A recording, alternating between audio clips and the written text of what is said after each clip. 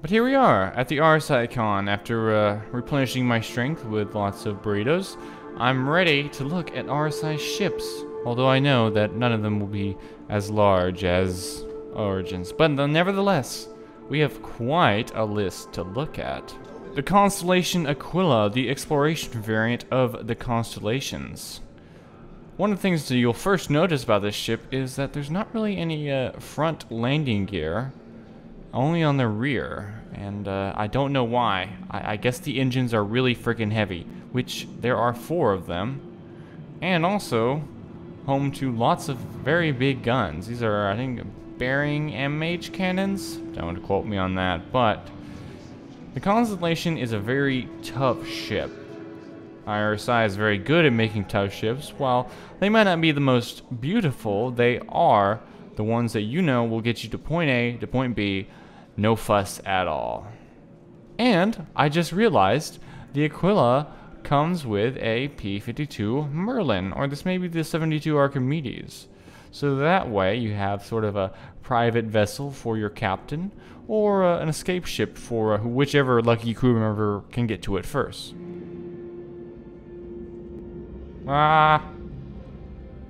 Okay, I thought my head was about to be crushed there, but luckily it wasn't. Here we are in the main quarters. You got some beds, a little bit of the dining area, along with some strangely issues with the lighting. And here we are, the main captain's area. That's quite cool. Now, I believe the Aquila is, of course, more equipped for exploration stuff, although I believe it still does have quite a bit of heavy armament. But, like the Origin, it looks like it actually has it where the turrets are hidden, which I think is a really cool feature, because that way, you know, if you're entering a system and people are a little skeptical, you can have your turrets hidden so you can ambush them when they're not looking. That's obviously the best part. And, of course, these chairs. My favorite part about these chairs is that they swivel and you go over top of the glass. Or, wait. Oh, I thought they did.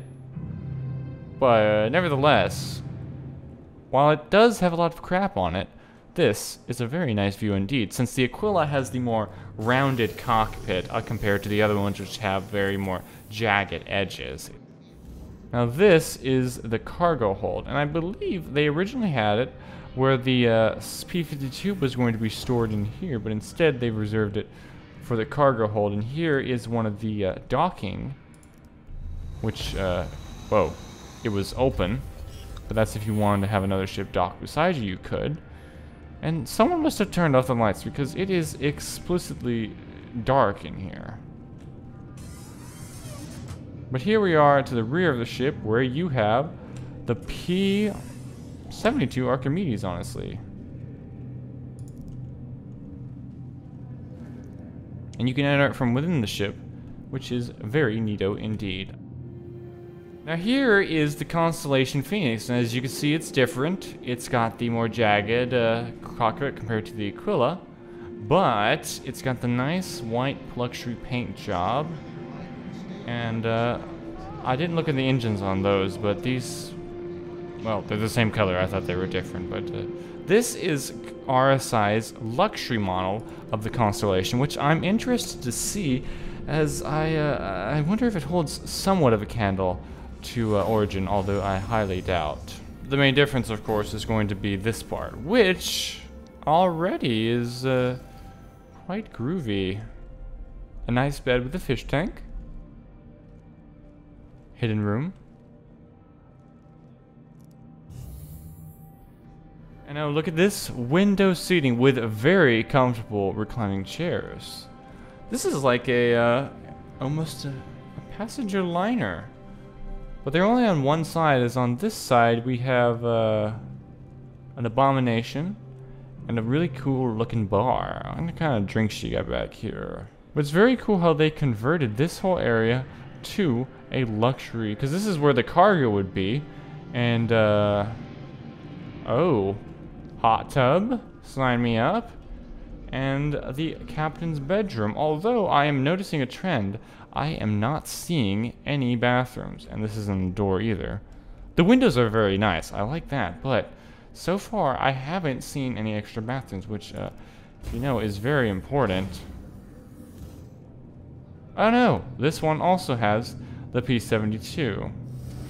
Well, here are some bathrooms, but I mean, this can't be it for the whole ship. I mean, that's one bathroom. The final Constellation variant is the Andromeda, although there is actually a Taurus variant, but the only difference in these is that there is a, well, this is the gunship model, so it has a few more hardpoints than usual, although interior-wise they're really not that different from the Aquila, and the Taurus is the base model Constellation. There's really nothing special about that. It's rather lame in comparison to these, although it, once again, shares a very similar interior with the Aquila. And here is the Mantis and the large Aurora lineup. I'm very familiar with the Auroras. I own a Legionnaire myself, which is the combat variant, although there is an entire whole lineup. It starts with, I think, of course you have the A Legionnaire, the LN, then you have the MOR, which is the more basic, then there's the LX, which is the luxury variant, the ES, and the CL, and all of them are very similar, all except they have minor differences, as since this is a CL, it's able to accommodate larger containers with this big place right here. I think it's slightly longer than the usual Aurora. This is the ES, which is the cheapest ship in the verse, aside from, I think, the Mustang Alpha. The Mantis is an interesting ship for interdiction because most interdiction ships are a lot smaller, but of course this one needs to be large since it has the EMP array, which is built right there. You can see through it, which is rather cool, and I don't want to rent this ship. Kind of a sparse vehicle, which is confirmed. It does have a toilet, although it is incredibly small. Definitely a one-seater ship, which is interesting since it looks so large, but there's not really any room for anyone else. The Aurora Legionnaire, which is the combat variant of all the Auroras. It's got the nice green and yellow, and it has 2 more hardpoints for guns than any of the other Auroras, as far as I know. These 2 right here, as all of them have them right under here. It has a bigger intake for hydrogen and 4 super cool missiles, which are much improved over the lame ones that... Well, actually, none of these get missiles. I didn't realize that. RSI must have downgraded for the latest release, but... The MR, which is the basic fighter for it. I personally don't see the reason to get that when the Legionnaire exists. And then this should be the LX, which is the luxury version. Here's one of the beds, and if you climb in, it doesn't have the best view, as they used to have a window up here, but unfortunately with the redesign it wasn't able to work, as that was only on early models that had the window. But, of course, the main selling point of the LX is that it has a very nice, cushy, luxury seat. Not the best view, but this interior just brings back a sense of comfort, since I've had the Legionnaire for quite some time. I don't know, it's just a very nice, familiar interior to look at. Now here are the Ursa rovers, which are more of a normal-looking rover, in my opinion. Yeah, there's the, of course, the exploration model, which is the very basic design. You have 2 ways of entering this thing. It's a side door, or from the rear, and you've got room for about 4 people, although this can fold up to carry a lot of cargo. And then we have the front of the ship, which has room for 2 pilots. Not a bad view. It feels very comfortable in here. Oh, and there's escape hatches in case you need to make a quick getaway. So it looks like they only have the exploration models on display, although I just noticed they have the turret that folds up right there, and you can see how it looks up there. So you could be driving up to a place, have the turrets hidden, and then suddenly pop them out and start gunning down those, well, whoever's in your way. The RSI Polaris, which is a corvette. Now, I believe when Idris decided to resize their Corvette, or well, maybe not Idris, I don't remember who manufactures it, and tried to make it a bigger ship, they left a void in ship manufacturing space, so RSI decided to fill that void by creating the Polaris, which is a Corvette. And if I remember correctly, Corvettes are sort of between... They're not as big as a battleship, but they're not like a destroyer either. They're kind of in between. They're more faster ship. I'm not entirely sure on my ships, but this has a very sleek design, especially for RSI. And from what I can see so far, it seems to be pretty well armed.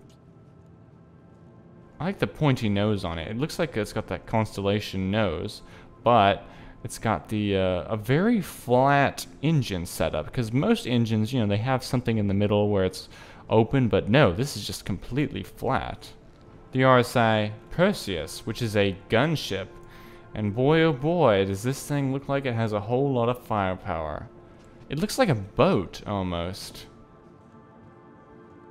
I wonder if those are railguns as well. If they are, this thing is definitely mean looking, because it's got two of them. One on top, one on bottom, and of course it's got a little turn up there, and probably some other ones that I'm not seeing.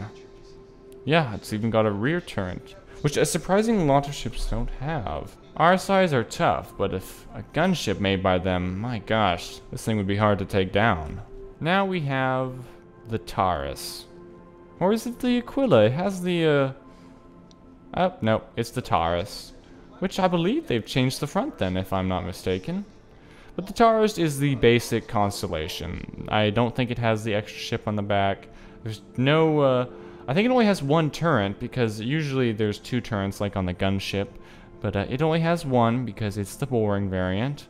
Something about the Constellation platform is I believe it can be configured for almost anything you need. So even if you don't get the exploration variant, I've heard they're very easy to modify into the ship you want.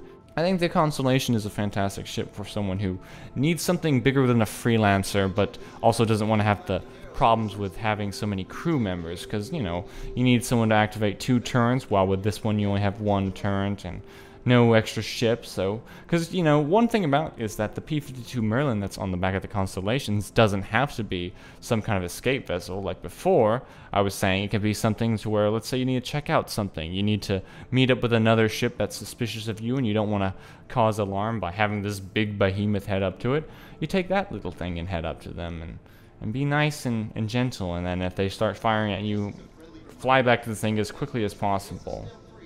To be honest, I'm sad that the Expo is ending, as I don't think there's anything tomorrow. But I'm glad that I was able to see the ships that were on display. I haven't made any decisions yet. I definitely want to stick with my freelancer for now, but Drake definitely had some interesting offerings.